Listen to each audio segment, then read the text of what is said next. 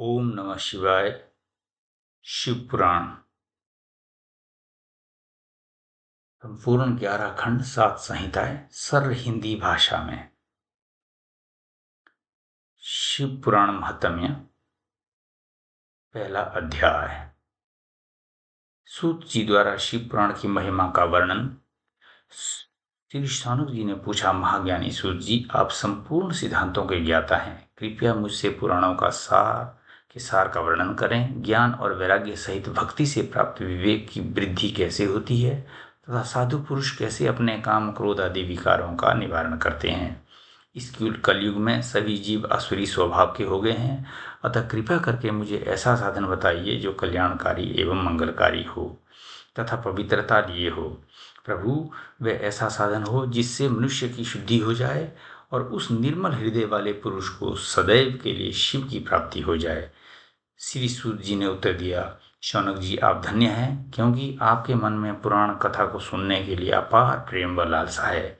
इसलिए मैं तुम्हें परम उत्तम शास्त्र की कथा सुनाता हूँ। वत्स, संपूर्ण सिद्धांत से संपन्न भक्ति को बढ़ाने वाला तथा शिव जी को संतुष्ट करने वाला अमृत के समान दिव्य शास्त्र है शिव पुराण।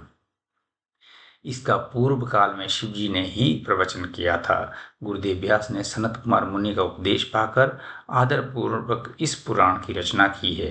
ये पुराण कलयुग में मनुष्यों के हित का परम साधन है। शिव पुराण परम उत्तम शास्त्र है। इस पृथ्वी लोक में सभी मनुष्यों को भगवान शिव के विशाल स्वरूप को समझना चाहिए। इसे पढ़ना एवं सुनना सर्वसाधन है।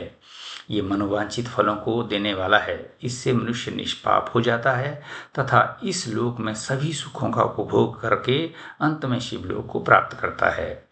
शिव पुराण में 24,000 श्लोक हैं, जिसमें 7 संहिता हैं। शिव पुराण पर ब्रह्म परमात्मा के समान गति प्रदान करने वाला है।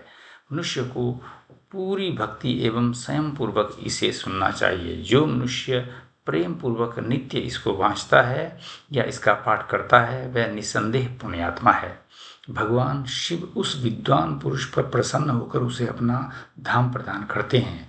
प्रतिदिन आदर पूर्वक शिव पुराण का पूजन करने वाले मनुष्य संसार में संपूर्ण भोगों को भोग कर भगवान शिव के पद को प्राप्त करते हैं। वे सदा सुखी रहते हैं।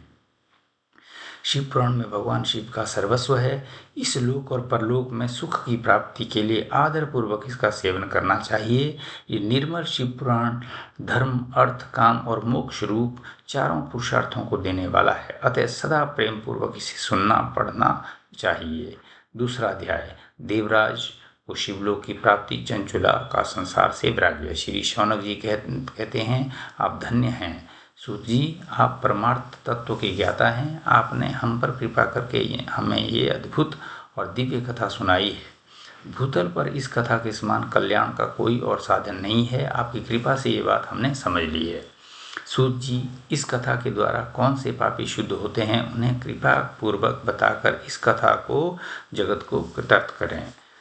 सूत जी बोले, मुने, जो मनुष्य पाप, दुराचार तथा काम, क्रोध, मद, लोभ में निरंतर डूबे रहते हैं, वे भी शिव पुराण पढ़ने अथवा सुनने से शुद्ध हो जाते हैं तथा उनके पापों का पूर्णतया नाश हो जाता है। इस विषय में मैं तुम्हें एक कथा सुनाता हूँ। देवराज ब्राह्मण की कथा। बहुत पहले की बात है। किरातों के नगर में देवराज नामक का एक ब्राह्मण रहता था। वह ज्ञान में दुर्बल, गरीब, रस बेचने वाला तथा वैदिक धर्म से विमुख था। वह स्नान संध्या नहीं करता था तथा उसमें वैश्यवृत्ति बढ़ती ही जा रही थी। वह भक्तों को ठगता था। उसने अनेक मनुष्यों को मारकर उनका धन हड़प लिया था। उस पापी ने थोड़ा सा भी धन धर्म के काम में नहीं लगाया था। वह वैश्यगामी तथा आचार भ्रष्ट था। एक दिन वह घूमता हुआ देवयुग से प्रतिष्ठानपुर यानी झूसी प्रयाग, झांसी को झूसी लिखा गया, जा पहुंचा। वहां उसने एक शिवालय देखा जहां बहुत से साधु महात्मा एकत्र हुए थे। देवराज वहीं ठहर गया। वहां रात में उसे ज्वर आ गया और उसे बड़ी पीड़ा होने लगी। वहीं पर एक ब्राह्मण देवता शिव पुराण की कथा सुना रहे थे। ज्वर में पड़ा देवराज भी ब्राह्मण के मुख से शिव कथा को निरंतर सुनता रहा। 1 मास बाद देवराज ज्वर से पीड़ित अवस्था में चल बसा। यमराज के दूत उसे बांधकर यमपुरी ले गए। तभी वहां शिवलोक से भगवान शिव के पार्षदगण आ गए। वे कर्पूर के समान उज्ज्वल थे। उनके हाथ में त्रिशूल, संपूर्ण शरीर पर भस्म और गले में रुद्राक्ष की माला उनके शरीर की शोभा बढ़ा रही थी। उन्होंने यमराज के दूतों को मार पीट कर देवराज को यमदूतों के चंगुल से छुड़ा लिया और वे उसे अपने अद्भुत विमान में बिठाकर जब कैलाश पर्वत पर ले जाने लगे तो यमपुरी में कोलाहल मच गया, जिसे सुनकर यमराज अपने भवन से बाहर आए। साक्षात रुद्रों के समान प्रतीत होने वाले इन दूतों का धर्मराज ने विधि पूर्वक पूजन कर ज्ञान दृष्टि से सारा मामला जान लिया। उन्होंने भय के कारण भगवान शिव के दूतों से कोई बात नहीं पूछी। तत्पश्चात शिवदूत देवराज को लेकर कैलाश चले गए। वहां पहुंचकर उन्होंने ब्राह्मण को करुणावतार भगवान शिव के हाथों में सौंप दिया। शौनक जी ने कहा, महाभाग सूत जी, आप सर्वज्ञ हैं, आपकी कृपा प्रसाद से मैं कृतार्थ हुआ। इस इतिहास को सुनकर मेरा मन आनंदित हो गया, अतः भगवान शिव में प्रेम बढ़ाने वाली दूसरी कथा भी कहिए। ओम नमः शिवाय।